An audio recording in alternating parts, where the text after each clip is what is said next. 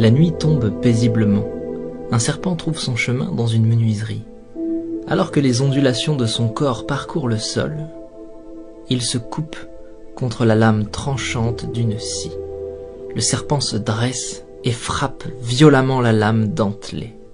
Un acte déraisonné et sans conséquence pour la scie, mais qui blesse gravement le serpent à la mâchoire. Aveuglé par sa rage et convaincu d'être face à un ennemi dangereux, le serpent entoure la scie de tout son long pour en venir à bout et la faire suffoquer. Une nouvelle attaque sans incidence sur l'ennemi, un ennemi pourtant sans conscience, vainqueur malgré lui d'un combat sans adversaire. Le serpent se tue lui-même sous l'effet de sa propre étreinte contre une lame aiguisée et apathique. Ignorant, le serpent est mort dans un combat contre lui-même, tué par sa propre colère. Le message est fort ici. Souvent, lorsque nous réagissons sous l'effet de la colère, nous pensons que les autres nous ont blessés, qu'ils ont agi sciemment, et nous réagissons au quart de tour alors que ce n'est pas nécessaire. Nous cultivons de la rancœur et du ressentiment. Parfois même nous espérons la souffrance d'une autre personne. Mais en faisant cela, nous ne faisons que nous couper avec la lame de notre propre rage.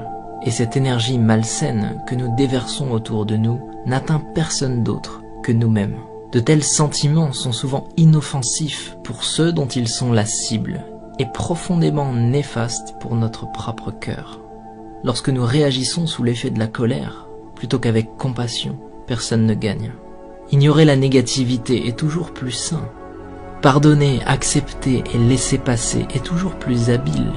Se concentrer sur la création plutôt que sur la destruction est toujours plus sage. Et il est plus noble de bâtir la vie que nous voulons, plutôt que de chercher à détruire celle que nous ne voulons pas. Si quelqu'un se comporte mal avec nous, plutôt que de réagir avec agressivité et violence, peut-être devrions-nous comprendre ce qui est en train de traverser cette personne et faire preuve d'écoute et de compassion. Peut-être que sa journée est difficile. Peut-être que toutes ces journées sont difficiles. Lorsque nous regardons les choses avec une nouvelle perception, il est plus facile d'avancer, de laisser toutes les énergies négatives derrière nous, d'abandonner ce qui n'est pas constructif pour notre futur et de simplement laisser passer.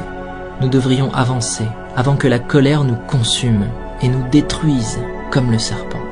Ne réagissez pas, montrez de la compassion, ne ressassez pas, avancez et restez concentrés sur l'élaboration d'une vie meilleure pour vous-même.